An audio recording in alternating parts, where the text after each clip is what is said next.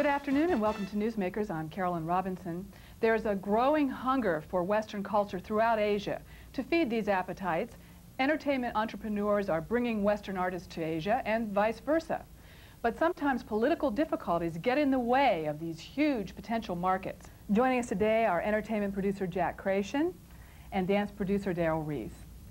Well, I'm excited about the fact that America's broadcast technology has broken these markets wide open. I think it's our greatest export. Our broadcast technology, entertainment, our entertainment foundations, the foundations of our entertainment, live shows, film, television, and music.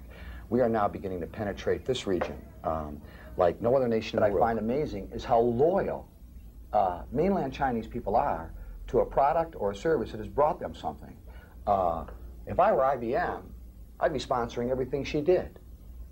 They'd be selling a lot more IBM machines there than they are right now. That's just the fact of it, isn't it? They are very brand loyal. I think they're more brand loyal than any nation I've ever encountered, and believe me, I've studied a few nations with regards to the subject. There's one thing that sponsors haven't taken advantage of about live entertainment. What the artists can do for them in terms of their selling their product on television, oh, right. on video. Right. I mean, we can choreograph and perform them. We can do amazing things with products. Art does make us a nation sensitive. Culture makes, absorbing other cultures opens your awareness up to sensitivity, embracing something strange, has to fulfill you. Our whole concept of art is to stimulate the mind and lift the spirit. It's a form of education. It's absolutely necessary. I liken it to religion because, you know, a powerful thing in the arts gives me goosebumps. I have a complete chemical reaction to it. The Chinese are no different. The market's the largest in the world, and it's time now to use entertainment for exactly what we use it for in the United States and in Europe. That is to market products. You want an edge in China right now, or you want an edge even in Hong Kong at this point, or in Taiwan or anywhere in the region. Associate your products with art, culture, contemporary entertainment, depending on your demographics, who you're looking for, and you're going to end up being a winner.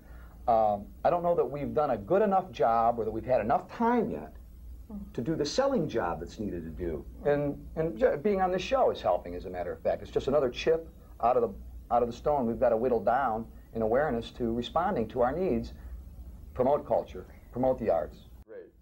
I think it's the most exciting thing in the world. Why? China's going to take over one of the most dynamic, cosmopolitan cities in the world. And what they're embracing is themselves and their future. And that, if the Chinese have remained the same, and the China I know for the last 10 years, they're going to, what's the word you use? They're going to mimic that throughout their whole nation. They're going to take pride in it. Hong Kong is going to become a greater place, more cosmopolitan. It's going to be reborn. When I walked into China in 1985, I could not find one clean floor. Today, there are tens of thousands of clean floors. I couldn't find a city like Shenzhen. Today, there's 11 cities like Shenzhen. It's all too fast, it's all too dynamic. China's like looking at a pond with two beautiful swans on it, moving so gracefully across the surf. In fact, what's going on underneath? Our legs pounding, things are flying, and it's moving. And you know what this is? This is going to go on for a half of a century. Keep in mind, we're under a contract here where Hong Kong remains the same for 50 years. And I know the Chinese.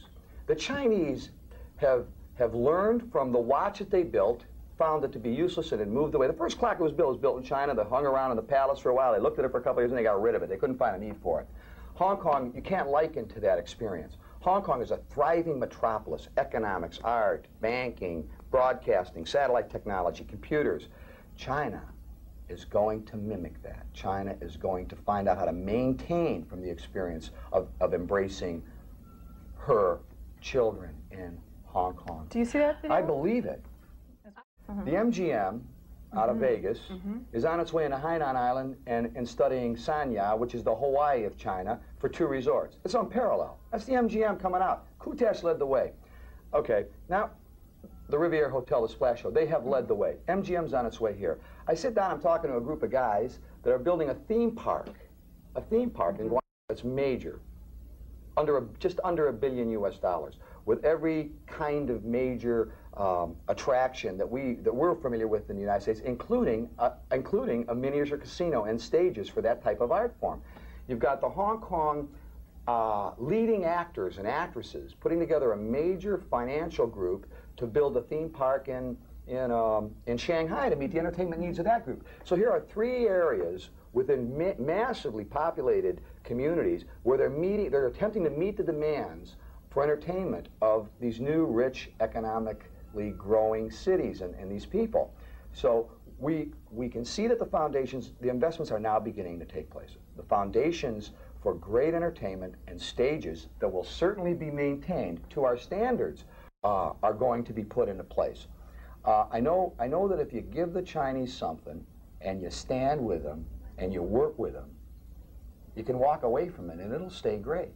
If you throw something at them, take their money and run, like what went on for the last 30 years, you're going to lose it. I'll tell you one thing that's really amazed me. We just produced a Leon Lai show in Malaysia, and I watched the Malaysian community turn into a weekend of Cantopop madness. Now, the crossover is beginning, and it's beginning interregionally, I call it. It's not beginning internationally. Why should it? Let's begin interregionally.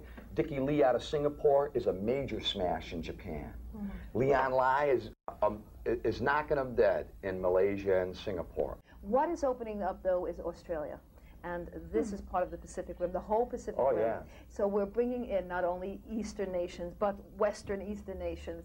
And with Australia now taking a more Asia mode in their attitude, they are now asking for the, what's going on in Asia in terms of the arts? Do you got any new stuff? Yeah, we're getting inquiries, too. Right.